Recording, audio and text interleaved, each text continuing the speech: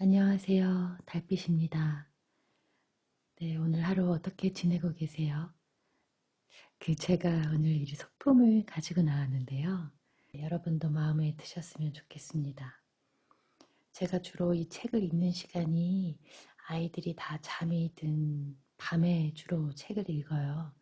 그래서 목소리가 제가 좀 목이 이렇게 튼튼한 편이 아니어가지고 목소리가 자꾸 쉰목소리처럼 나와서 책을 좀 오래 읽으려면 소리를 좀 작게 해야 하는데 듣기에 불편하지는 않으신가요? 네, 별로 좋지도 않은 목소리인데 영상을 시청해 주셔서 너무 감사해요. 제가 오늘 가지고 온 책은요. 나는 무엇을 원하는가 라는 책이에요. 오늘 제목이 너무 무겁죠? 책도 어마무시합니다. 천재 심리학자 제임스 힐먼이 발견한 11가지 삶의 비밀을 안에 목차로 해서 담고 있어요. 네, 자신의 길을 가고 싶다면 원하는 것이 무엇인지를 먼저 찾아야 한다 라고 하는데 여러분들은 여러분들이 무엇을 원하는지 알고 계시나요? 이거 참 어렵지 않나요? 내가 무엇을 원하고 있는지를 정확하게 안다는 거는 좀 어려운 것 같아요. 하지만 그걸 알고 있는 사람들은 확실히 좀 빛이 반짝반짝 하더라고요. 제 주변에 그런 분들이 몇 분 계시거든요. 나이하고는 상관없이 약간 그런 분들의 특징은 정말 빛이 반짝반짝한 것 같아요. 눈빛도 좀 다르고 그렇게 제가 본 분들은 그렇게 막 눈빛이 아주 세거나 강하다기보단 그냥 눈빛에 좀 단단함이 느껴졌었어요. 그런 분은 좀 닮고 싶고 옆에 가깝게 있고 싶고 하더라고요. 근데 별로 친해질 계기가 없었어요. 제가 말주변이 없어서 그런 분들 만나면 무슨 말부터 해야 될지 잘 모르겠더라고요. 네. 이 제임스 힐먼이라는 심리학자는 지금은 돌아가셨어요. 그런데 세계 유수 대학교에서 강의를 해 왔었고, 네, 하셨었고요. 취리 융 연구소에서 10년간 소장을 맡으셨다고 해요. 자신의 운명을 찾기 위해서는 일상을 분석할 책임이 있다는 것을 아주 강조하셨죠. 그래서 살아있는 이유, 내가 살아있는 이유, 숨겨져 있던 삶을 온전히 재발견하기를 독촉하셨다고 합니다. 저도 제가 이 채널을 계속하면서 여러 가지 책을 읽고 있는 이유 중에 하나인 것 같아요. 저 역시도 제가 살아있는 이유, 그리고 삶의 의미를 좀 깨닫고 싶고, 그걸 같이 나누고 싶어서, 네, 지금 달빛이 아주 환한데, 달빛 산책에서 글을 읽고 있습니다. 역시 또 서론이 기네요. 나는 무엇을 원하는가? 네, 이 11가지를 다 읽을 순 없지만 한번 11가지가 무엇인지는 좀 읽어볼게요. 하나, 운명이라 불리는 것으로 이루어진 삶. 둘, 우리는 위가 아닌 아래로 성장한다. 셋, 우리가 몰랐던 부모에 관한 잘못된 생각. 4. 보이지 않는 세상으로 돌아가기. 5. 존재한다는 것은 인식되는 것. 삶을 좌우하는 제3의 요인. 삼류 통속 소설과 순진한 판타지. 자신의 삶을 포장하는 위장과 은폐. 운명. 우리가 도망칠 수 없는 필연성. 나쁜 씨알머리를 말한다. 우리는 단수형이다. 이렇게 11가지로 구성되어 있습니다.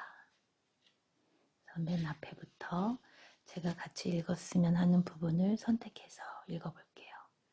운명이라 불리는 것으로 이루어진 삶. 내가 이미 타고난 세상. 인간의 삶에는 흔히 우리 나름대로 삶을 정의한 인생론을 넘어서는 더 많은 것이 존재한다. 그 중에서 빠르거나 늦거나 시기는 다르지만 우리를 특정한 길로 불러들이는 것처럼 보이는 무언가가 존재한다.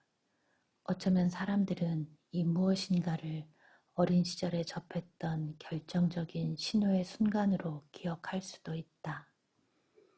그 시절에 갈 길을 잃은 충동, 매료, 여러 가지 사건의 특이한 반전 등은 강력한 신호로 다가온다. 그래, 이게 바로 내가 꼭 해야 하는 일이야.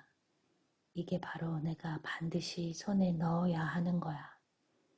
이게 바로 내 모습이야. 이 책은 바로 그런 운명의 부름에 대한 이야기다. 어쩌면 선명하지도 않고 확실하지 않을 수도 있다. 굳이 말하면 그 부름은 나도 모르게 작은 시냇물에 가볍게 발을 담그는 일과 비슷하다. 은연중 강둑으로 갔다가 바람에 흔들리듯 그 시냇물을 만난 것이다. 당신은 훗날 지난 시간을 돌이켜보면서 아, 운명이 나를 이곳으로 이끌었구나 라고 깨닫게 된다. 그렇다. 이 책은 바로 그런 운명을 인식하는 감각에 대한 이야기를 하고 있다. 이런 유형의 신호와 회상은 폭력적인 공포의 기억만큼이나 강렬하게 한 사람의 일대기를 채우기 마련이다. 하지만 현실에서 상대적으로 불가사의한 이런 순간들은 옆으로 밀리곤 한다. 우리 인생은 이런 불가사의한 순간보다 과거의 상처를 선호하기 때문이다. 즉, 그 과거의 상처를 극복해 나가는 영웅적인 존재로 인생을 설정하려 한다는 뜻이다. 어린 시절의 상처와 분노의 여신이 던지는 돌팔매에도 우리는 처음부터 고유의 기질을 드러내는 이미지를 타고나며 그 기질은 어느 정도 변하지 않고 지속되는 특성을 보인다. 이 책은 바로 그 기질의 힘에 대해 이야기한다. 어린 시절을 쉽게 잊을 수 없는 경험이나 상처라는 관점에서 바라보는 방식은 성격 발달을 설명하는 심리학 이론을 통제하고 있는데 이런 이론들은 이미 우리가 기억하는 사건의 초점과 개인적인 이야기를 설명하는 언어 안에 침투해 있다.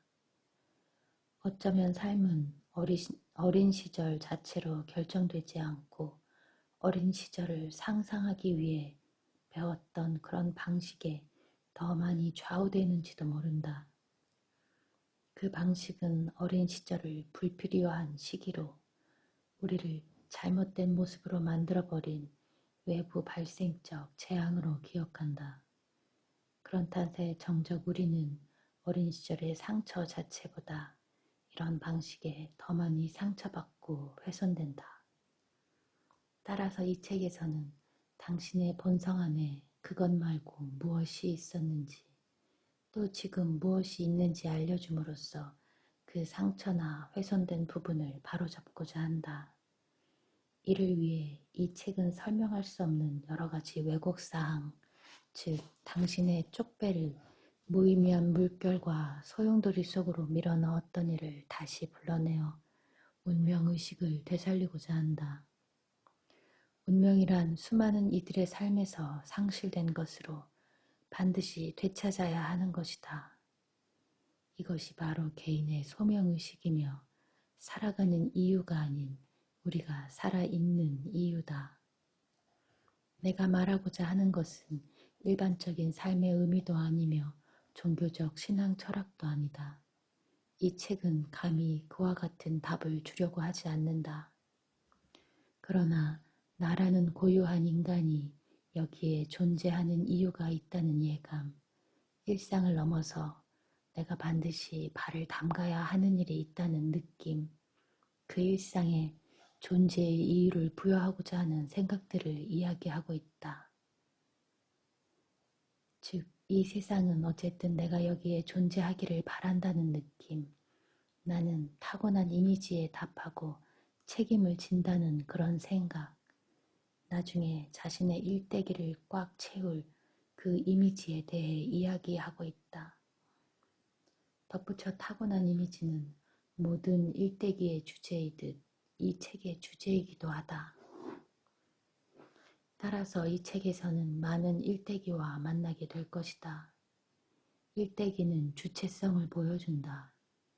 심리치료를 받는 사람이나 심지어 텔레비전 토크쇼의 눈물에 희석된 치유적 소견에 영향을 받은 사람이라면 누구나 적당한 일대기를 찾아 나선다. 어떻게 내 삶의 조각들을 일관된 형상으로 모아 정리할까? 어떻게 내 이야기의 기본 뼈대를 찾아낼까? 타고난 이미지를 발견하려면 대중적이지만 낡아빠진 심리학 틀을 일단 옆으로 치워야 한다. 그 틀은 삶을 충분히 드러내주지 못한다. 오히려 그 틀에 끼워 맞추기 위해 삶을 재단하게 된다. 네. 저는 항상 책마다 공감을 너무 잘하는 것 같아요. 줏대가 없는 건지 잘 모르겠는데, 사람마다 그냥 태어난 사람은 없다고 생각해요. 저는 다 각자가 이 생에서 다음 생이 있을지 모르지만 이 생에서 각자 해야 할 몫이 있지 않을까라는 생각을 옛날부터 어렴풋이 해왔었는데, 그런 것은 책이나 이런 어떤 공부나 이런 걸 통해서는 얻게 되는 게 아니라 어떤 육감, 오감, 직감이라고 하는 것이 있잖아요. 그런 것들이 예민하게 발달되어 있을 때 그 근처라도 찾을 수 있지 않을까라는 생각을 저는 평상시에 좀 하고 있는 편이에요. 여러분들은 어떠신지 또 모르겠네요. 계속 읽어볼게요. 유아기부터 문제 많은 청년기를 거쳐 중년의 위기와 사라져 가는 노년, 결국 죽음에 이르기까지 단계별로 전개 발전되는 삶. 이것은 이미 짜놓은 지도를 따라 터벅터벅 걸어가는 길. 다시 말하면 어딘가에 도착하기도 전에 당신이 어디에 가 있는지 미리 말해주는 일정표 위에 서 있는 것과 같다. 또는 보험회사 직원이 계산해서 미리 알려주는 평균 통계 수치와 다를 바가 없다. 그런 프레임 안에서 당신의 인생 경로는 미래 완료형으로 기술되며 이는 시간 순서대로 써내려가는 제출용 이력서의 경력 사항처럼 느껴진다. 이것 다음에는 저것식으로 사건들을 쭉 나열하는 것에 불과하다는 말이다. 이런 삶은 이야기 구성이 실종된 서사와 같고, 이런 서사는 점점 더 따분해지는 주인공인 나를 붙잡고 말라 비틀어진 경험의 사막에서 방황한다. 우리는 우리의 진짜 일대기, 즉 각자의 도토리 안에 새겨진 운명을 빼앗긴 채 그것을 되찾기 위해 심리치료를 받으러 간다. 그러나 타고난 이미지는 주요한 심리학적 현실을 운명의 부름으로 환원시키는 또 다른 심리학 이론을 갖게 될 때 비로소 찾을 수 있다. 그렇게 하지 못하면 당신의 정체성은 무작위 통계로 결정된 사회학적 소비자의 정체성으로 계속 남아있을 수밖에 없다. 이런 과정에서 우리가 미처 의식하지 못하는 다이몬의 재촉은 분노서린 원망과 휘몰아치는 갈망과 결합하여 기이한 행동으로 나타난다. 모든 심리치료학과에서 성격 구조의 핵심으로 간주하는 억압은 단순히 과거의 억압이 아니다. 억압이란 우리의 가능성이 잠들어 있는 도토리의 억압이며 동시에 운명의 도토리와 관련된 과거의 억압이다. 특히 현대 사회는 더 촘촘하게 치밀하게 짜여진 삶대로 살게 되는 것 같아요. 어린 시절에는 뭘 해야 하고, 그 다음에 또 청년기 때는 뭘 해야 하고, 중년기, 장년기, 노년기까지 내 삶의 죽음의 모습도 이미 병원에서 생을 마감할 거라는 것이 그려지는 순간 그 틀에서 벗어난다는 것이 참 간절히 원하면서도 또한 두렵기도 한 게 우리의 모습이 아닐까요? 저 역시도 제가 요즘 질문하고 있는 건데 정말 너무너무 기뻐서 깔깔깔 웃어본 적이 요새 있나요? 저희 딸아이는 항상 그렇게 웃거든요. 저도 그 시기 때는 그렇게 웃었던 것 같아요. 근데 왜 점점 그런 웃음을 잃어버리게 되었을까요? 내 가슴이 환희로 가득 찬 적이 언제였던가. 삶이 편안해지는 순간 감정도 편안해지나요? 아니면 감정은 말라가나요? 우리 자신이 삶을 보잘것없고 건조하다 생각하면 삶도 그렇게 흘러간다. 삶은 낭만적이고 소설적인 상상을 멈춰버린다. 따라서 이 책은 그런 낭만적 주제를 되살려 삶이 가진 아름다움과 신비로움, 신화와 같은 거시적 개념의 측면에서 인간의 일대기를 그려보고자 한다. 이런 낭만적인 도전과 함께 비전과 소명처럼 어떤 의미에서는 영감을 품고 어려운 말들을 감당하면서 이 단어들을 작은 의미로 환원시키지 않고 나름의 특권을 부여하려고 한다. 우리가 이해하지 못한다고 해서 그것을 과소평가해서는 안 된다. 나중에 나올 후반부의 유전적 분석 부분에서도 불가해한 신화적 부분을 발견할 것이기 때문이다. 처음부터 우리는 오늘날 인간의 삶을 이해하는 주요 패러다임인 유전학과 환경의 상호조합 기제가 본질적인 요인을 빠뜨리고 있다는 점을 분명히 인지해야 한다. 그 점은 바로 내가 나라고 느끼는 특유성이다. 자신의 유전적 요인과 사회적 요인 사이의 미묘한 진동의 결과라는 개념을 받아들인다는 건 스스로를 단순히 하나의 결과로 축소시키는 것이다. 다르게 말하면 내 염색체 안에서 이미 벌어진 상황, 여기에 내 부모의 역할이 있건 없건 이미 오래전에 어린 시절을 갖고 삶을 설명하려고 하면 할수록 우리의 일대기는 피해자나 희생자의 이야기에 머물 뿐이다. 네, 저 이 말에 깊이 공감합니다. 어린 시절의 경험이 제 인생의 전부를 결정한다고 생각했던 적이 있었기 때문에 이것이 얼마나 어리석은지 저는 너무 잘 알거든요. 하지만 그것을 또 뛰어넘는 것도 각자 개인에게 주어지는 역할이고, 네, 각자 개인이 감당해야 할 몫이기도 하고, 그것은 엄청난 용기가 필요하기도 합니다. 어린 시절에 자기 자신은 한없이 약하다고 피해자라고 이미 결정되어 있기 때문이죠. 이 책에서는 그런 피해자 의식이라는 먹구름을 걷어버리고자 한다. 피해자 의식을 불러일으키는 이론적 패러다임을 간과하고 간파하고 벗어버려야만 이를 비로소 극복할 수 있다. 우리는 그런 이론을 실행하기도 전에 그 이론의 주된 피해자가 되어버린 상태다. 피해자로 상정되는 현재 서구인의 정체성이 동전의 앞면이라면 그 뒷면은 바로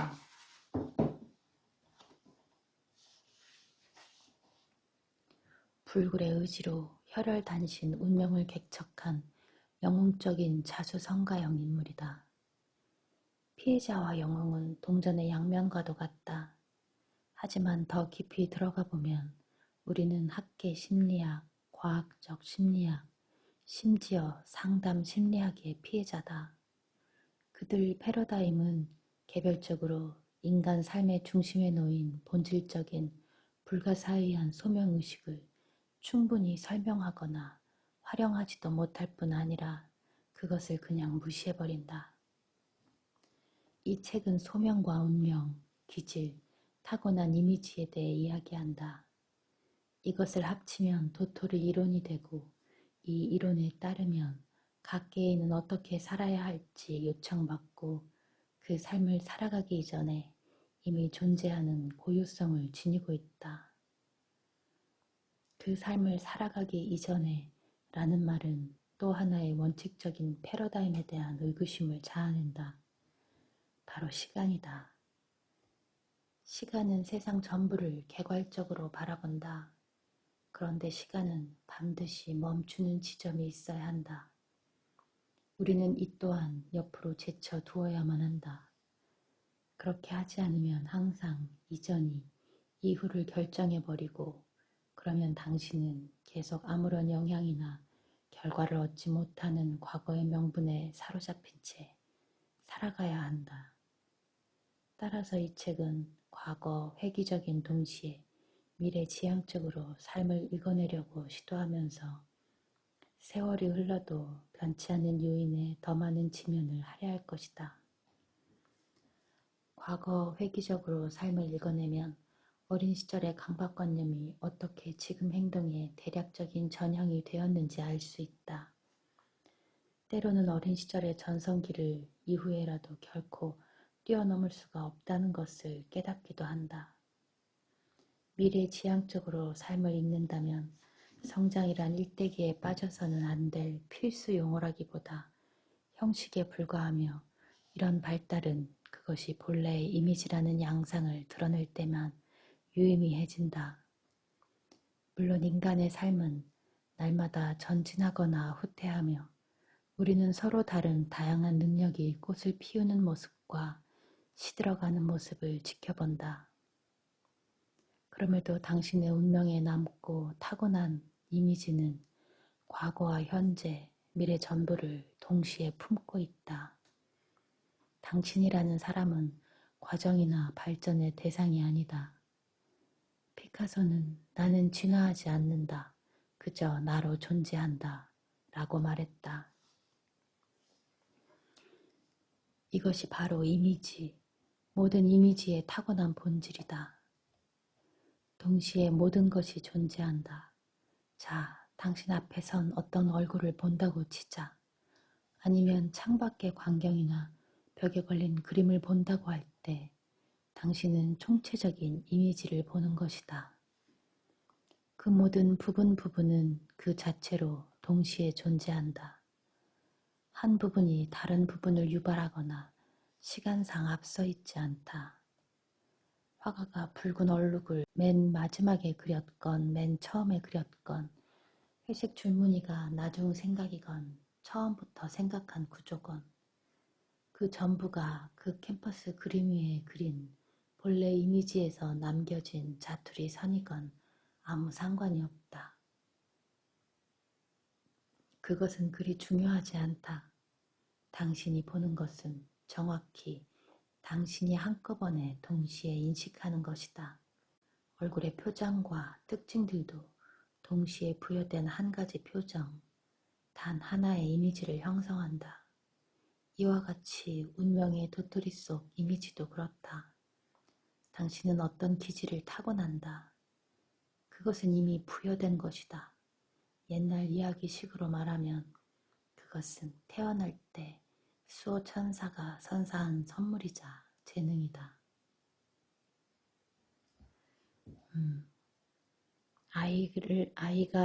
아기가 세상에 태어날 때 그 살과 피는 부모로한테 받지만 그 아이의 영혼은 부모한테서 오는 건 아니겠죠.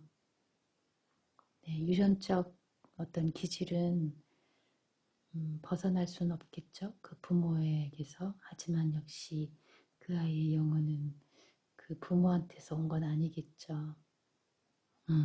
라고 저는 생각합니다. 계속 책을 들고 있으니까 오른쪽 엄지손가락하고 이 손가락이 너무 아파요. 네, 어리광 부리는 겁니다. 책을 읽느라 좀 힘들다고 어리광 부리고 있어요.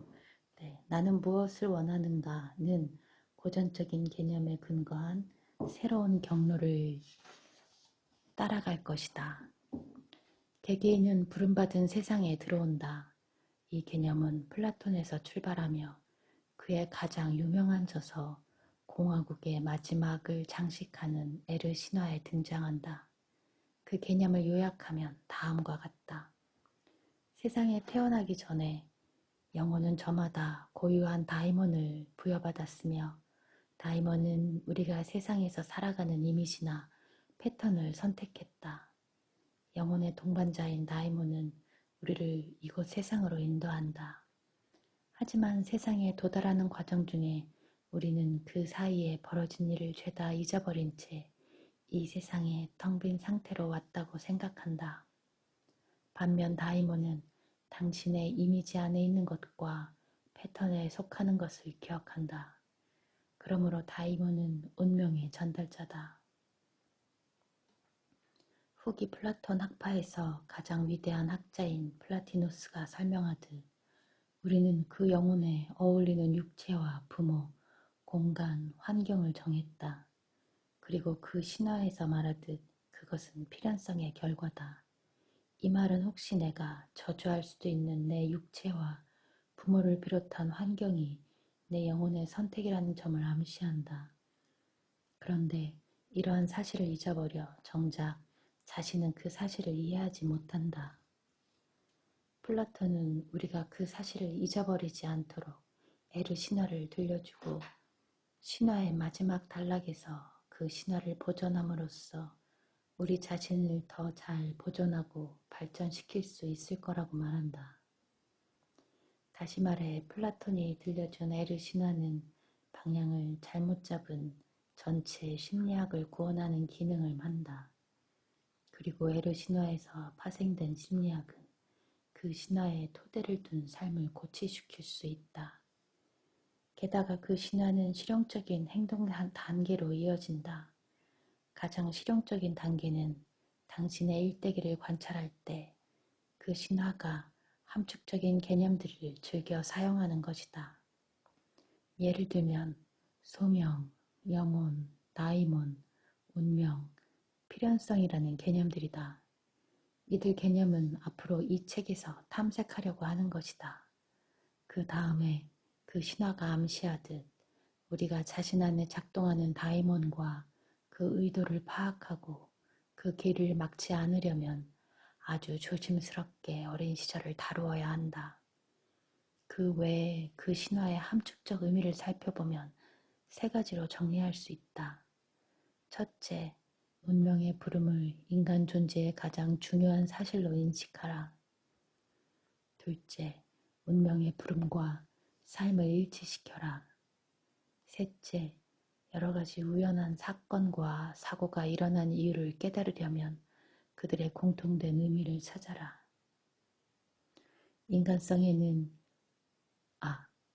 우연성에는 인간이 이어받고 그 이미지의 패턴에 속하는 인간에게 필연적인 패턴을 성취하도록 일조하는 심적 고통과 자연적인 충격까지도 포함된다. 간혹 소명이 연기될 수도 있다. 혹은 당신이 소명을 회피하려고 하거나 놓쳐버릴 수 있으며 반대로 당신을 완전히 사로잡을 수도 있다. 어느 쪽이건 소명은 결국 밖으로 드러난다. 자기 권리를 주장하고 나설 것이기 때문이다. 다이몬은 결코 우리를 떠나지 않는다. 수세기 동안 우리는 이 운명의 부름에 적절한 용어를 찾아왔다. 그것을 가리켜 로마인은 게니우스, 그리스인은 다이몬, 기독교인은 수호천사라고 명명했다. 로마인은 시인 존 키치의 말처럼 그 운명의 부름이 심장에서 나왔다고 생각했다. 미켈란젤로는 직관적 시선을 통해 자신이 새긴 조각상의 심장에서 그 이미지를 보았다. 신 플라톤주의자들은 마차에서 사람을 실어다주는 상상의 육체 개념인 오케마를 언급했다. 어떤 사람에게 운명의 부름은 행운의 여신이다. 다른 사람들에게는 램프의 요정이나 악령이 되기도 한다. 이집트에서는 카나 비였을 가능성이 있으며 심지어 당신은 그들과 대화를 나눌 수 있다. 우리가 흔히 에스키모라고 부르는 민족과 그 외의 샤머니즘적 주술을 신봉하는 사람들에게 운명의 부름은 바로 당신의 영혼이자 동물의 영혼이며 숨결 영혼이다. 100년 전 빅토리아 시대의 종교문화 철학자였던 E.B. 타일러는 이렇게 발표했다.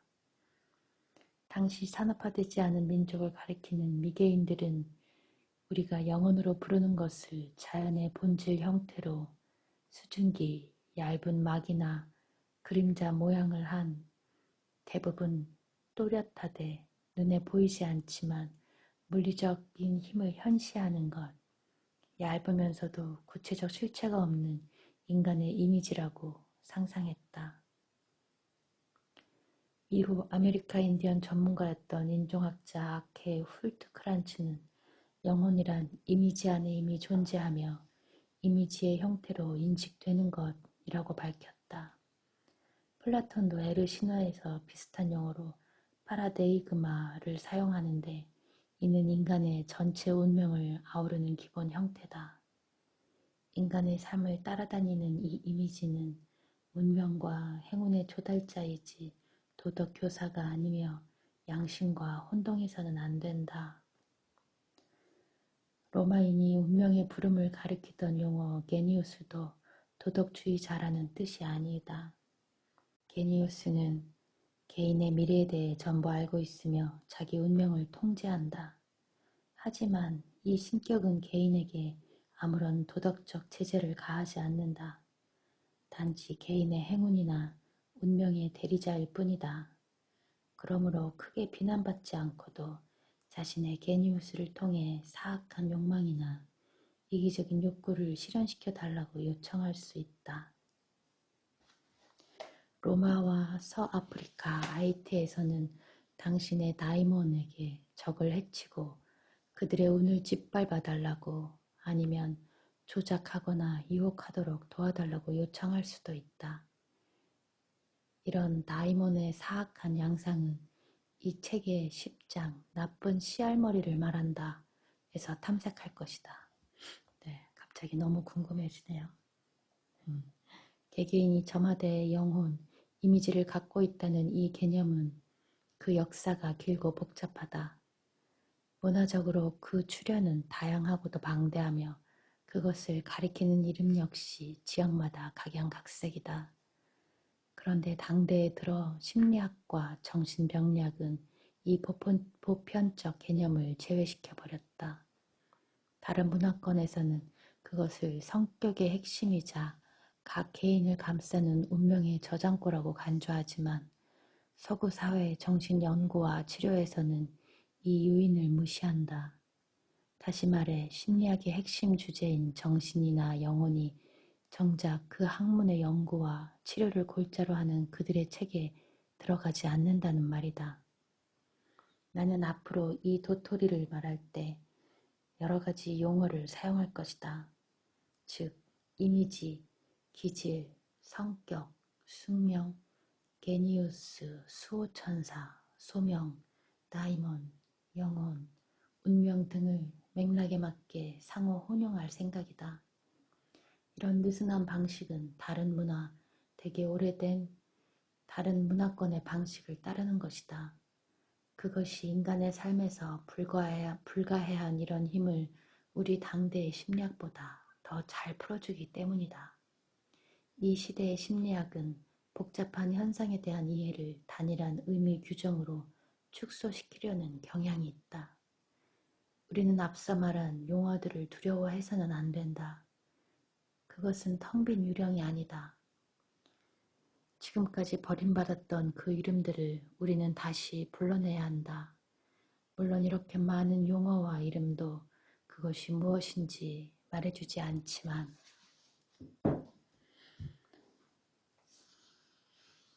그런 용어들이 그것을 그것이 존재한다는 사실을 확인시켜준다. 또한 그것의 불가사의한 성질도 지적해준다. 사실 우리가 지금 언급하고 있는 것이 무엇인지 정확하게 알 수 없다. 그것의 본래 성질이 그림자 같아서 주로 미묘한 암시, 직관, 속삭임, 갑작스러운 충동과 기이함 속에서 드러나기 때문이다.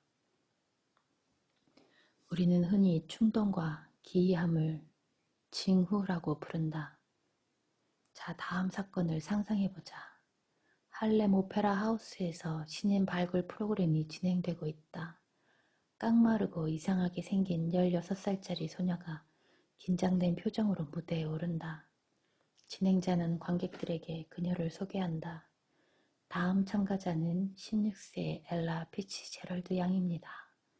피치제럴드 양은 오늘 우리에게 춤을 보여주기 위해 나왔습니다. 아, 잠시만요. 잠시만. 뭐가 잘못되었나요? 엘라? 아, 정정하겠습니다. 피치제럴드 양이 마음을 바꿨군요. 춤을 추지 않고 노래를 부르겠다고 합니다. 엘라 피치제럴드는 이 프로그램에서 앙코르를 3번이나 받고 우승을 차지했다. 하지만 당시 그녀는 진짜 춤을 출 생각이었다. 갑자기 마음을 바꾼 것이 과연 우연이었을까? 아니면 갑작스럽게 노래하는 유전자가 작동한 걸까? 혹은 그 순간이 엘라 피치제럴드에게 자신의 특정한 운명을 일깨워준 일종의 신호가 발동한 순간이었을까? 심리학은 개개인의 운명을 학문 영역 안으로 들어오길 꺼린다. 하지만 실제로 심리학은 저마다 개별 구성 기질을 갖고 있으며 심지어 당연한 어조로 개개인이 고유한 개체라는 점을 인정한다. 그럼에도 고유성의 불꽃과 우리를 그 고유성에 붙들어두는 운명의 부름을 설명하려는 지점에 이르면 심리학은 꾸물대기 일수다. 심리학의 분석적 방법은 개인이라는 퍼즐을 여러 가지 요인과 인성의 특징, 유형, 컴플렉스, 체질 등으로 낱낱이 쪼갠다. 그리고 이를 통해 개별성의 비밀을 두뇌 문제와 이기적 유전자의 기저 쪽으로 추적하려고 한다. 보다 엄격한 심리학파들은 개별성 문제를 연구실 밖으로 몰아낸 뒤 초심리학파나 마법, 종교, 광기 등을 연구하는 머나먼 지역의 연구기관에 던져버리기도 한다. 그러고는 심리학이 갈 수 있는 가장 담대하고 가장 건조한 방법을 택하여 무작위로 우연히 나온 통계치 가설을 동원해 개인의 고유성을 설명하려고 한다. 이 책은 나의 핵심에 들어있는 개별성의 의미를 심리학 연구실에 놔두지 않을 작정이다.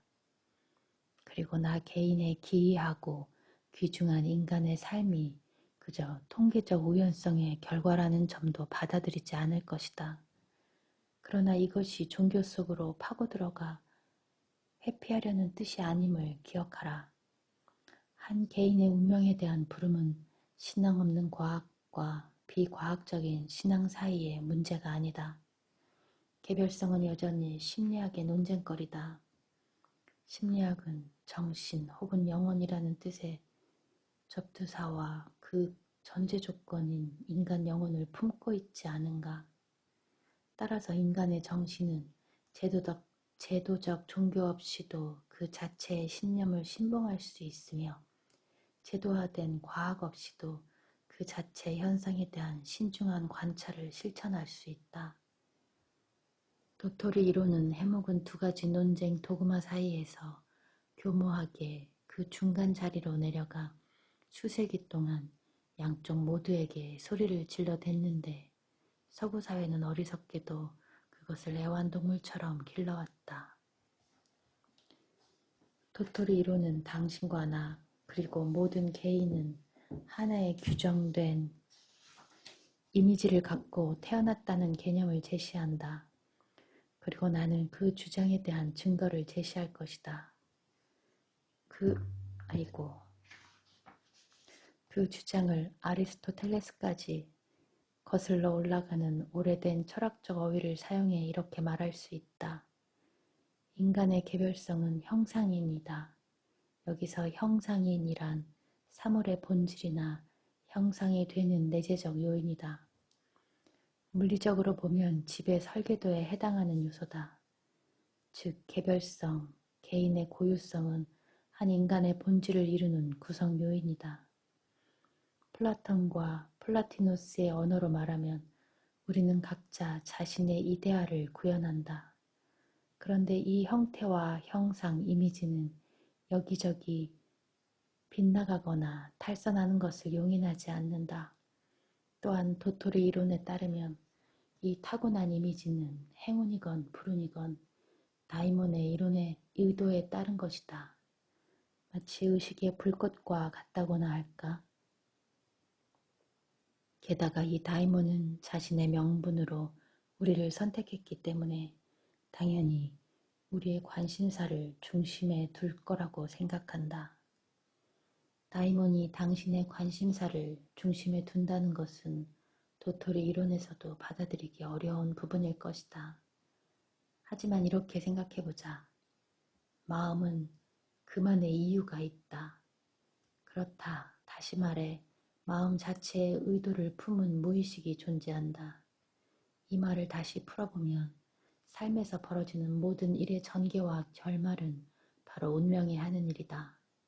어떤가? 이 상투적이기까지 한 말은 받아들일 만한가?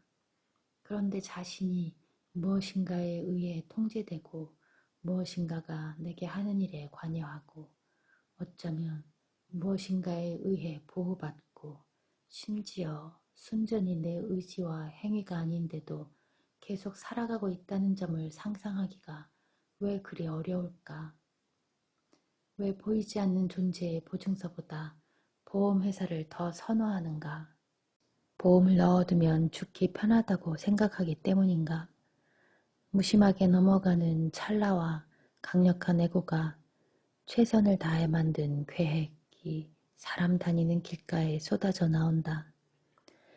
날마다 무엇인가가 계단에서 넘어지지 않도록, 길거리 연석에서 발을 헛디디지 않도록, 무방비 상태가 되지 않도록 나를 구해준다.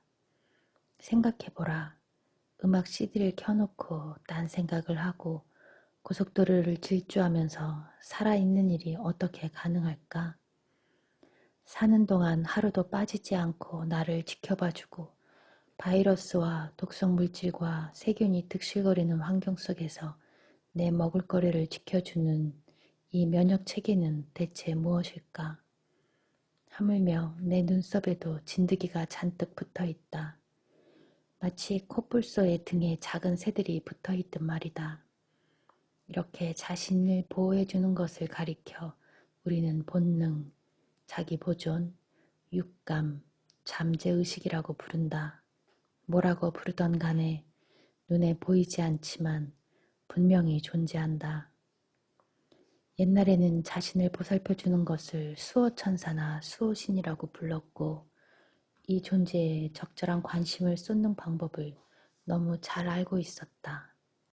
이 보이지 않는 보살핌에도 우리는 나 자신이 맨몸으로 이 세상에 던져졌으며 너무나 취약하고 근본적으로 외로운 존재라고 상상하는 쪽을 택한다. 당신은 이 수호신에게 사랑받아 마땅하며 앞으로 다가올 삶에 꼭 필요한 사람이며 곤란한 상황에서 간혹 그것의 도움을 우연히 받는다는 이야기보다 힘들게 성취한 영웅적인 자아의 이야기를 받아들이는 쪽이 더 쉽기 때문이다. 이것은 구루에게 물을 필요도 없고 예수 그리스도를 찾을 필요도 없고 회복의 기적을 주장할 필요도 없는 관습적이며 자명한 사실이다. 우리 아이들은 섭리의 심리학에 필요한 최선의 증거를 제시해준다. 나는 여기서 흔히들 신의 기적이라고 부르는 예를 들어 높은 사다리에서 떨어졌지만 털끝 하나 다치지 않았거나 지진 잿더미에 묻혔다가 살아남은 굉장히 놀라운 아이들의 이야기를 하려는 것이 아니다. 오히려 그 아이들이 가진 숨겨진 성격의 흔적이 나타나는 때와 그 평범하고도 단조로운 기적에 대해 말하려고 한다. 예기치 못한 상황에서 갑작스럽게 아이는 자기가 어떤 사람인지 무슨 일을 해야 하는지 보여준다. 운명의 이런 갑작스러운 충동은 그것에 반하여 인식 개념과 그것을 받아들이지 못하는 주변 환경으로 말미암아 억제된다. 그리하여 흔히들 이런 부름에 다루기 힘들고 자기 파괴적이고 사고를 일으키기 쉬운 과도한 아이가 보이는 여러 가지 징후 속에 나타난다. 사실 이 모든 용어는 어른들이 그것을 이해하지 못했음을 방어하기 위한 수단으로 만들어졌다. 따라서 도토리 이론은 아이들이 보이는 심신의 무질서, 혼란과 관련하여 기존의 심리학과 전혀 다른 방법을 제시한다. 그 방법은 그런 혼란을 일으키는 원인이나 과거의 영향력이 아니라 운명의 부름과 직관적 계시의 측면에서 설명할 것이다. 아동과 아동 심리에 대해 한마디 하면 우리 시야를 가리는 습관적인 색안경과 그 습관 속에 도사리고 있는 증오가 떨어져 나갔으면 좋겠다. 그리하여 아이들이 성장하면서 겪는 모든 일은 그들이 받은 특정한 부름에 따라 이 세상에서 자기 자리를 잡아나는 것과 관련이 있다는 관점을 달리했으면 한다. 우리 아이들은 한 번에 두 가지 삶을 살려고 노력하고 있는 셈이다. 하나는 타고난 원래의 삶, 또 하나는 그 아이를 둘러싼 주변 환경과 사람들과의 삶이다. 운명의 총체적 이미지는 작은 상등성 위에 우뚝 선 아름드리 오크나무의 씨앗, 작은 도토리 속에 옹골져 있다. 그래서 도토리의 부름은 크고 끈질기게 울리며 아이에게는 주변에서 빗발치는 야단만큼이나 까다롭고 큰 주의를 필요로 한다. 운명의 부름은 아이가 갑자기 화를 내거나 고집을 부르거나 수줍어하거나 앞에 잘 나서지 않는 모습으로도 나타난다. 그런 모습을 보게 되면 아이가 지금 우리 세상과 잘 안 맞는 존재로 보이지만 그런 태도는 사실상 이미 타고난 세상을 보호하려는 기제일 가능성이 높다. 이 책은 아이들의 든든한 옹호자 역할을 자처한다. 그런 이유로 그들의 삶을 이해하는 이론적 태도를 제공할 것이다. 그 토대는 여러 가지 신화와 철학, 다양한 문화, 상상력에서 비롯된 그 자체의 토대를 도출한 것이다. 그래서 아동의 혼란과 심신장애에 병리적이라는 딱지를 붙인 채 치료하러 보내기보다 먼저 그 상태에 대해 보다 일리 있는 설명을 하는 방향으로 나아갈 것이다. 아이가 이 세상에 나오는 시초를 뒷받침하는 이론이 없다면 그들이 태어나기 전에 무엇인가와 아이를 연결시키는 신화가 없다면 우연한 일이건 계획된 일이건 세상의 아이들은 그 자체의 진실을 잃은 채 그저 벌거벗은 상품으로 세상에 들어오게 된다. 하지만 아이는 자기 명분과 자기가 만들어낸 계획으로 세상에 온 것이 아니라 아이 자신의 게니우스에게 인도를 받아 세상에 온 것이다. 결정적으로 도토리 이론은 아이에 대한 심리학을 전개한다. 도토리 이론은 아이의 타고난 고유성과 운명을 확인하고 지지한다. 이 말은 아이의 혼란과 심신장애에 관한 임상 정보가 어떤 면에서는 아이의 고유성과 운명에 속한다는 뜻이기도 하다. 정신병리학은 아이의 존재만큼이나 진정성이 있으며 부차적이거나 우월하지 않다. 임상 정보는 아이와 함께 부여되었고 아이에게 주어진 것이기 때문에 아이가 타고난 재능의 일부다.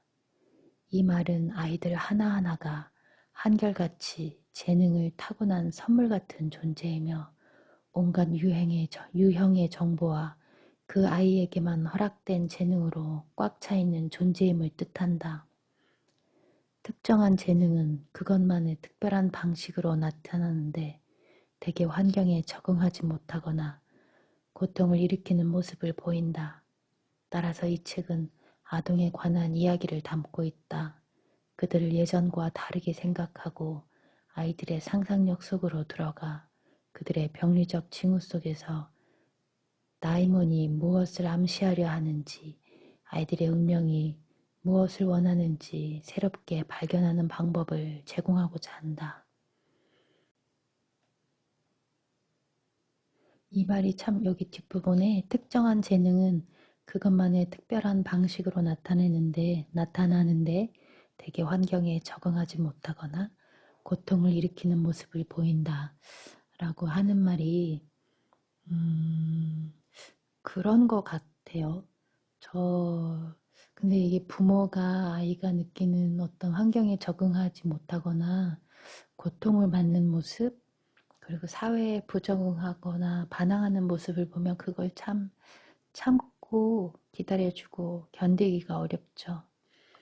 부모가 만약에 이런 것에 대한 기본적인 지식이나 아니면 어떤 환경적으로 이런 걸 많이 접했다면 아이의 그런 모습에 다르게 생각하고 다르게 반응할 수 있겠지만 그게 아니라면 아이가 사회 속에서 적응하지 못하는 사회 부적응자가 될까봐 하는 두려움이 꽤 클 것 같아요.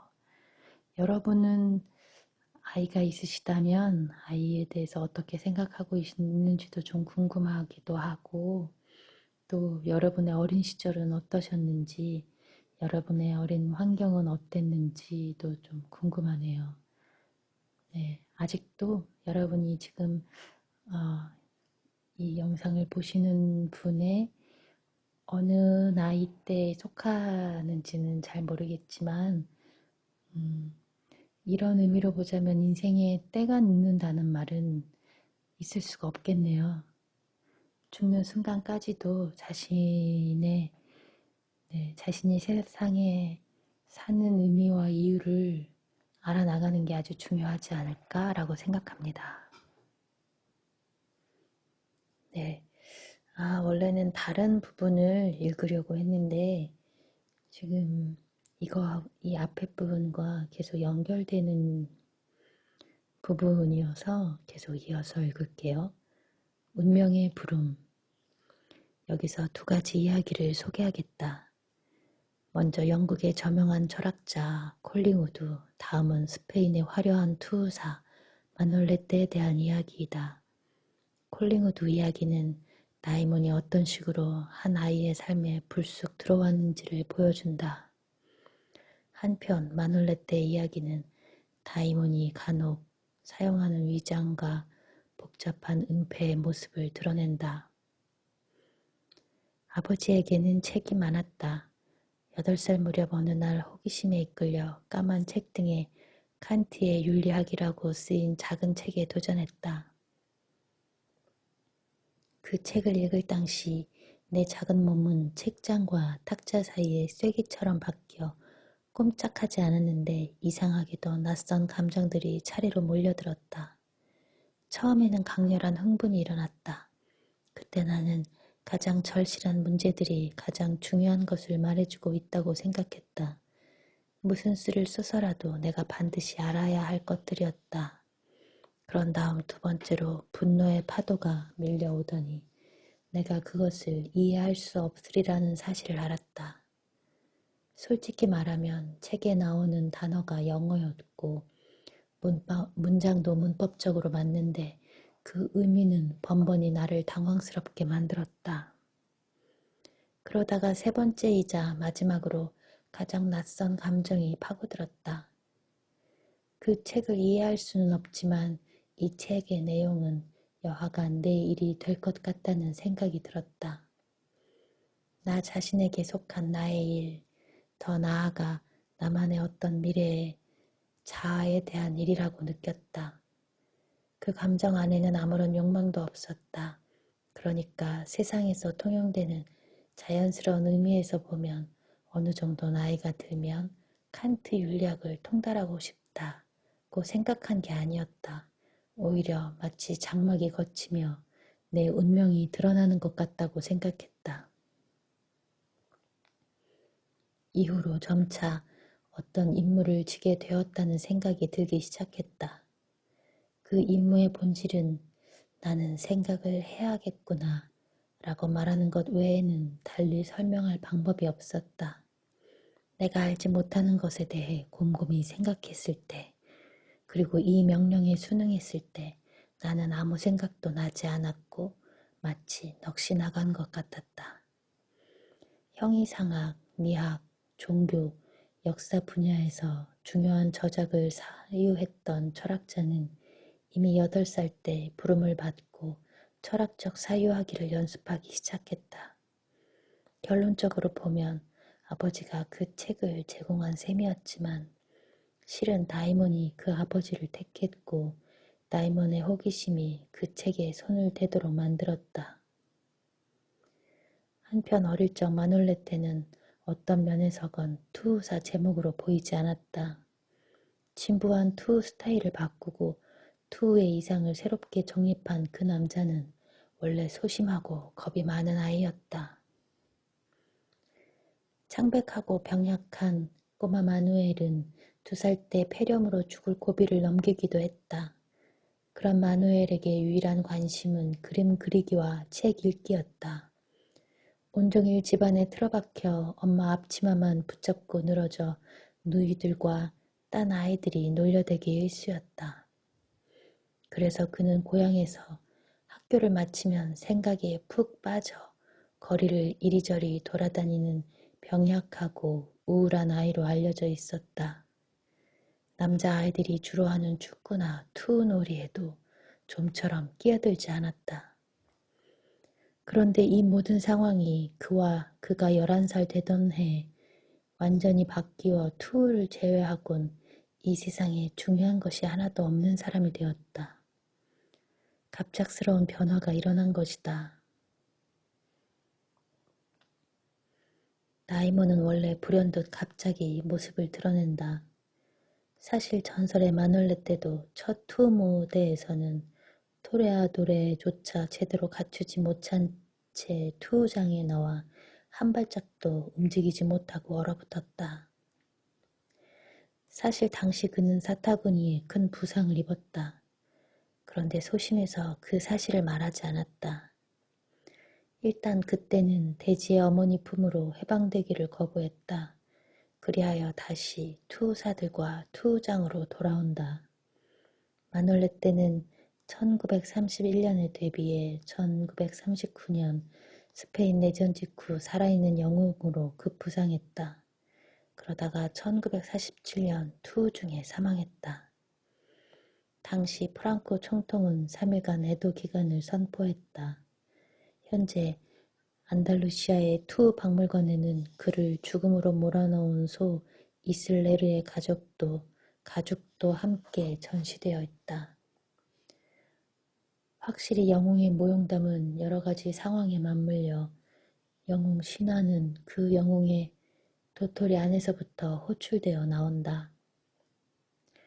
마놀레 때는 그런 운명의 부름이 거기에 존재한다는 사실을 어렴풋이나마 알고 있었을까? 어릴 적 마놀레 때는 무서움이 많아서 엄마의 앞치마만 잡고 늘어지는 아이였다.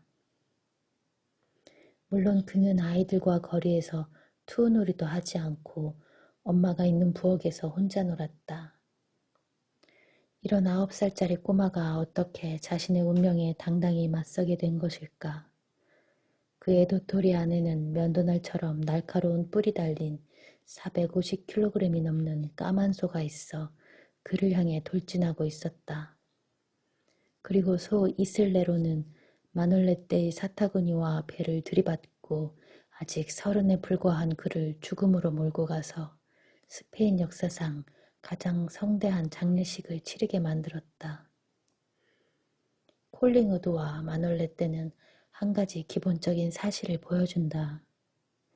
어린 시절 아이의 여린 능력치가 수호신의 요구와 맞아 떨어지는 건 아니다. 아이들은 낮은 점수를 받고 뒤처진다고 해도 천성적으로 운명의 요구에 앞서게 된다. 그런 아이에게 필요한 한 가지 방법은 모차르트나 훌륭한 지도를 받았던 다른 천재 학동들의 유명한 사례에서 보듯 앞서 달려나가는 것이다. 또 하나는 마놀레떼가 엄마의 부엌에 숨어 있었듯이 움츠리고 뒤로 물러서 운명의 나이몬이 다가오지 못하게 하는 것이다. 콜링우드에게 갑자기 다가왔던 분노의 파도는 자신의 부족함을 뜻한다. 사실 그는 칸트의 수준에까지 오르지 못했다. 그에게 칸트는 자신의 일, 자신이 직접 해야 할 문제였다. 그의 이야기 앞부분에 보면 아직 교육을 제대로 받지 않아서 맥락을 읽어낼 수 없었다는 부분이 나온다. 그런데 그 다음에 나온 이야기는 8살짜리 꼬마 아이의 어조가 아니다. 이와 유사한 두 사람의 이야기를 하겠다. 이 사례에서는 아이의 능력과 게니우스의 요구 사이에 뚜렷한 구별이 있다. 먼저 유전학의 선구자 바바라 맥클린톡이 나오고 두 번째는 유명한 바이올리니스트 예후디 메뉴인이 나온다. 1984년 메를린 톡은 이동성 유전인자를 발견한 공로로 노벨상을 받았다. 이는 실험실 안에서 고독하게 일하면서 보낸 연구 결과였고 그 과정 자체가 그녀에게 크나큰 기쁨을 안겨주었다. 5살 때 공구 세트를 사달라고 했다. 아버지는 어른들에게 맞춰 나온 공구 대신 내 작은 손에 맞춘 공구를 안겨주었다. 물론 내가 원하던 것은 아니었다. 내가 원한 것은 아동용 장난감이 아니라 진짜 공구였다. 메를린 톡처럼 메뉴인도 어린아이 손에 맞지 않은 뭔가를 원했다. 4살도 채 되지 않은 꼬마 메뉴인은 부모님과 나란히 앉아 캐렌 시어터 갤러리 공연에서 수석 바이올리니스트 루이스 퍼싱어가 독주 부분에서 치고 들어오는 소리를 듣곤 했다. 그는 그 공연을 관람하던 어느 날 부모님께 4살 생일 선물로 바이올린을 사달라고 조르고 루이스 퍼싱어에게 바이올린을 배우고 싶다고 말했다. 이후 부모의 지인이 금속과 금속줄로 만든 장난감 바이올린을 사주면서 그의 소원은 이루어졌거나 이루어진 것처럼 보였다. 나는 울음을 터뜨리면서 그걸 땅에 던져버렸고 그 후로 더는 바이올린과 관련된 일이 없을 것 같았다. 게니우스는 나이와 크기, 교육, 훈련 정도에 얽매이지 않았다. 그러므로 아이들은 저마다 자기 분수를 모르고 건방진 태도를 보인다. 그런 모습은 자기 도취적이어서 과도한 관심을 요구하며 다를 수도 없는 악기를 사달라고 하는 등 유치한 전능 판타지에 빠졌다고 비난받을 수도 있다. 그렇다면 이런 전능함의 원천은 무엇일까? 이 세상에 들어올 때 그 영혼을 따라온 원대한 비전이 아니라면 달리 무엇이라고 이것을 설명할 수 있을까? 주로 영웅이 등장하는 중세의 로맨스 소설은 아이의 타고난 원대함을 잘 이해하고 있다. 로맨스 서사시는 어쩌면 그 사실을 이렇게 표현하지 않았을까? 우리가 올 때 은총의 구름이 길게 늘어져 있었다.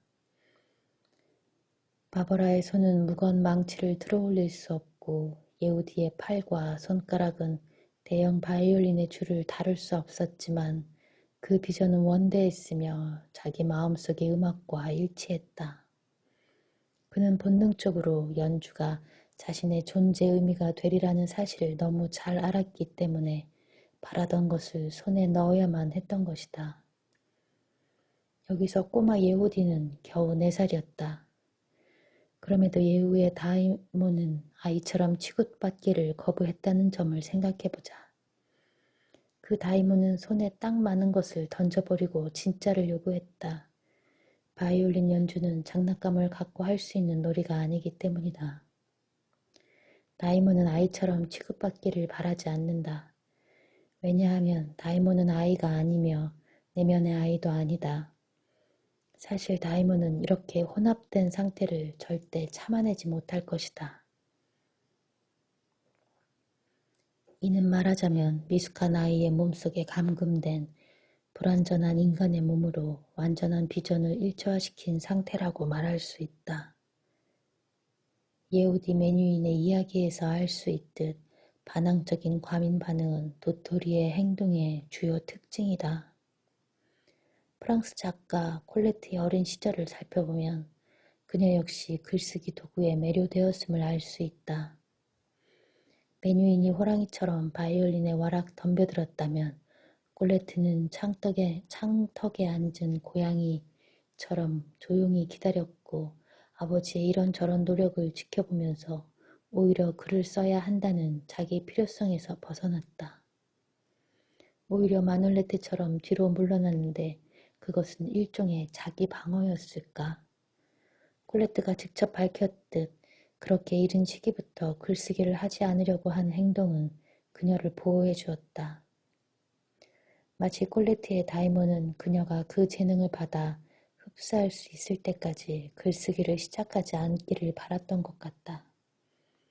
그래서 그녀는 책을 읽으며 배우며 손으로 느끼고 코로 냄새를 맡고 마음으로 느끼면서 삶을 이어갔다. 글쓰기와 그에 따른 고통은 그녀의 삶을 괴롭히거나 마음껏 축복할 수도 있었을 것이다.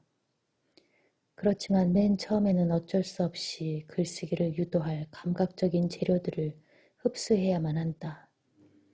그 재료는 감각적 기억으로 인식한 사건과 육체적인 기술로서 글을 쓰는데 필요한 구체적인 도구를 말한다.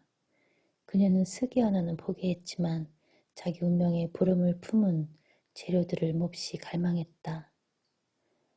갓 꺼낸 흡착지 한 묶음, 까만 자, 칼로 잘 깎은 각양각색의 하나, 둘, 셋, 연필 6자루, 중간 크기의 펜촉, 미세한 펜촉이 달린 펜, 엄청 큰 펜촉이 달린 펜, 검은 찌르레기 깃펜보다 얇은 제도용 펜, 빨강과 초록과 자줏빛 복납, 앞지대, 물풀 한 병, 입술풀로 알려진 투명한 호박색의 끈적한 풀, 이름 모를 터키 기병이 입었던 망토의 미세한 흔적은 가르비 모양 테를 두른 두툼한 펜 훔치개로 변해버렸다.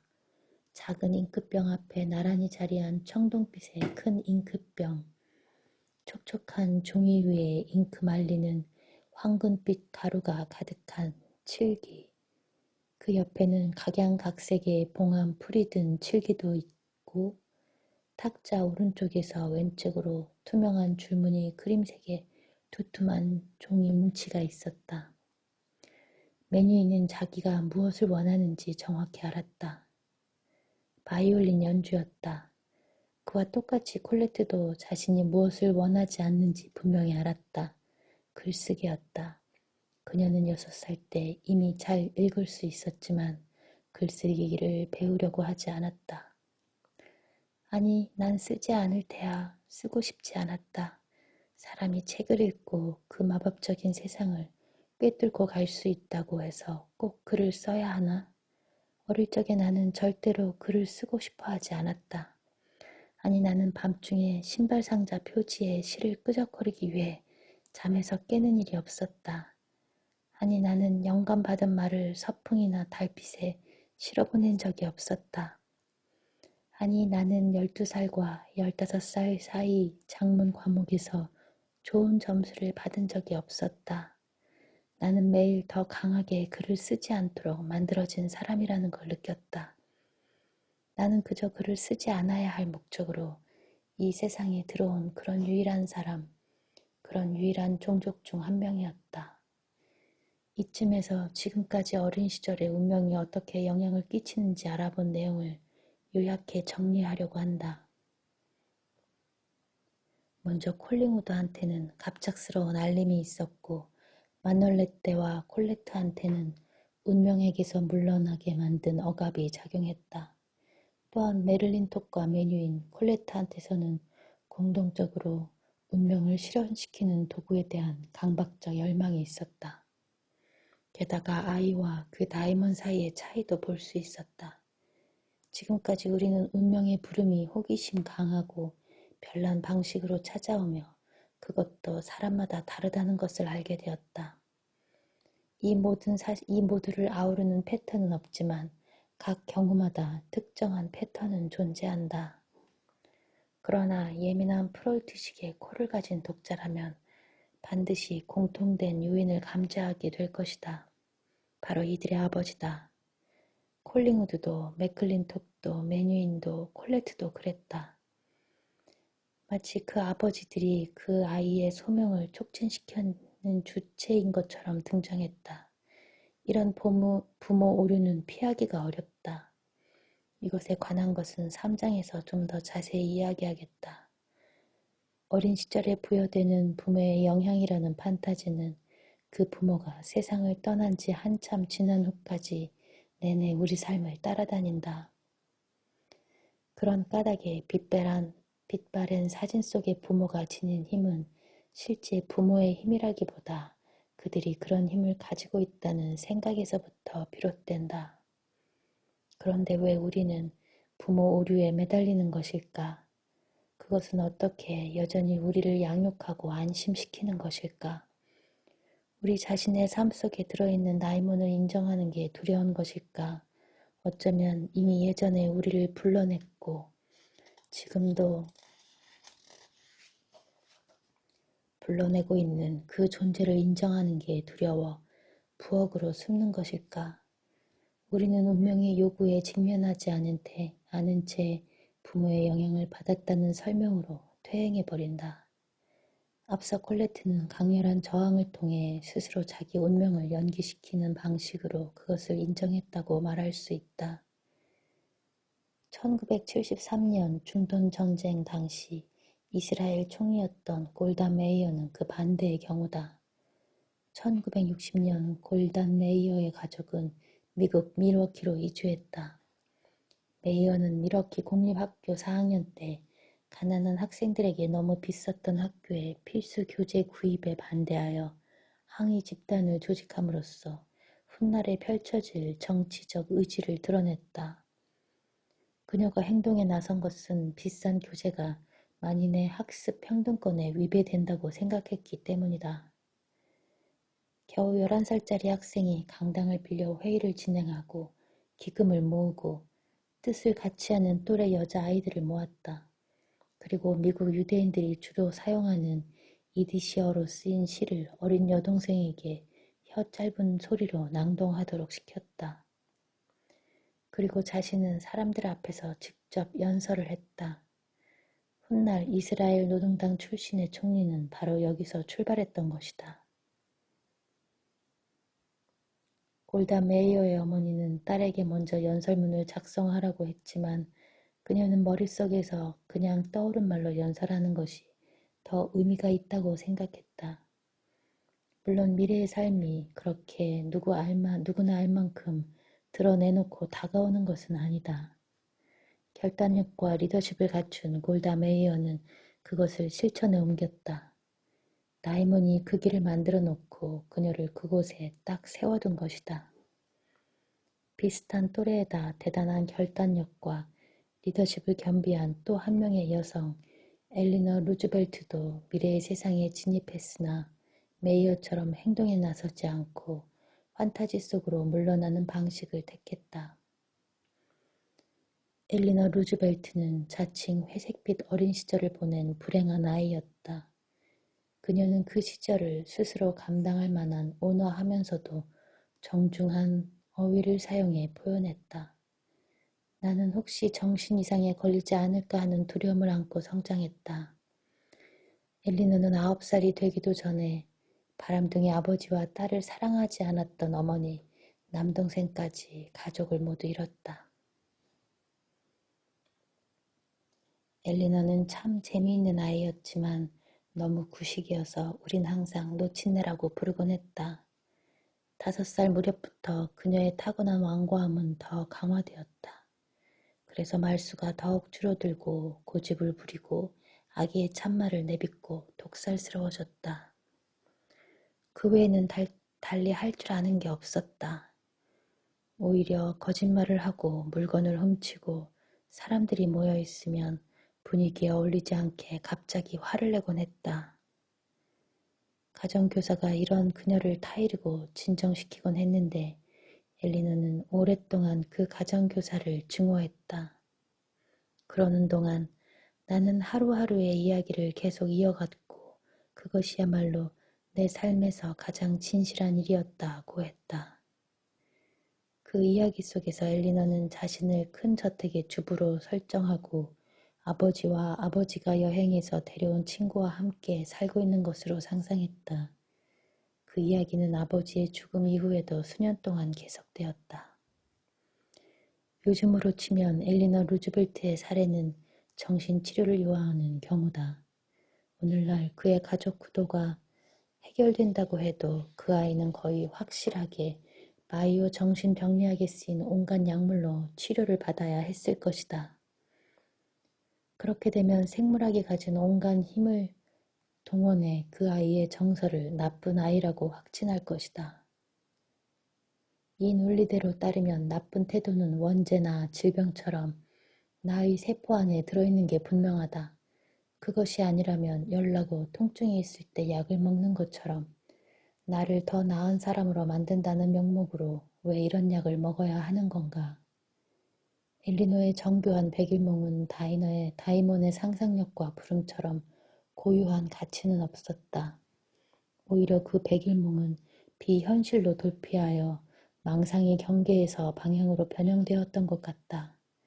자, 그 몽상의 강도와 빈도를 줄이기 위해 약을 처방한다. 그 다음 처방된 정신치료약은 병든 마음을 보살핀다. 따라서 순한 몸 논법에 의거한다면 다음과 같은 결론에 도달하게 된다. 그 처방약이 제거한 것은 바로 정신질환이었다. 즉 현대 정신병리학에서 보면 몽상 때문에 처방한 약이 병든 마음을 치료했으니 역으로 그 몽상은 반드시 치료해서 없애버려야 할 정신질환이었다는 가설을 증명한 셈이다. 한편 또 다른 분석 상담사는 엘리너 루스벨트의 사례를 놓고 어린 시절 백일몽과 훗날 정기기고했던 뉴스 칼럼 사이의 관계를 의심할 수도 있다. 당시 그 칼럼은 나의 어린 시절이라는 제목으로 사회적 리얼리티에 관한 내용을 담고 있었다. 아마도 이 상담사는 먼저 엘리너의 타고난 천재성을 민주주의적 공감과 인류 복지로 환원시키려고 할 것이다. 그런 다음에 이런 낙관적인 거대 비전을 회색빛 어린 시절, 즉 스스로 봉쇄한 고립된 자아의 판타지에 보상해주는 차원으로만 변형 분석할 수도 있다. 다시 아버지로 돌아왔다. 또다시 프로이드식의 분석으로 미끄러질 가능성이 생겼다. 아버지에 대한 사랑과 어머니를 대체하고자 하는 욕망, 즉 엘리너의 엘렉트라 콤플렉스는 음침한 우울증을 일으켰고 동시에 소망 충족적 전능 판타지를 만들어 우울증으로부터 도피하게 만들었다. 사실 그 판타지 안에는 어쩌면 마법 비행기나 비밀 협정, 낭만적 미래, 동물 구조, 왕실 결혼 등 결이 다른 내용이 들어갈 수도 있었다. 그런 까닭에 도토리 1호는 엘리너 루즈벨트를 이해하는 전혀 다른 방식을 제시한다. 엘리너가 뭐든 잘 보살피고 관리하는 전능 판타지는 의도적인 것이었으며 훗날 자신에게 주어진 의무를 잘 수행하기 위한 준비 작업이 되었을 것이다. 그 판타지를 만들어낸 것은 분명 엘리너의 운명의 부름이었으며 실제로 그녀의 현실보다 판타지가 저항하는 측면에서 좀 더 실현 가능한 일이었다. 상상력은 마치 교사처럼 지시를 내리는 역할을 한다. 처음에는 복잡한 가족과 장애인 남편의 안위를 보살피는 힘든 과제를 수행하게 만들고 나중에는 주지사의 아내로서 뉴욕주를 돌보고 퍼스트 레이드로서 미국을 보살피고 유엔 주재 미국 대표로서 임무를 수행하는 데 필요한 지시를 했던 것이다. 심리적으로 구성된 타자적 아버지를 보살피는 그녀의 환타지는 훗날 많은 사람의 안녕과 복지에 헌신하는 소명을 안겨준 일종의 예비 방식이었다. 네. 두 챕터를 읽는데도 벌써 시간이 1시간이 훌쩍 넘어갔네요. 오늘은 여기까지 읽겠습니다. 제가 읽다가 네, 이 카메라 위치가 좀 애매해서 제가 일어나서 읽었어요. 네, 이 책을 처음부터 끝까지 한번 천천히 읽어보시는 것도 아주 좋을 것 같습니다. 책의 두께가 만만치 않기는 한데 네, 관심이 있으신 분들은 꼭 책을 구입하셔서 읽어주시길 바라고요. 네, 오늘은 여기까지 읽겠습니다. 감사합니다.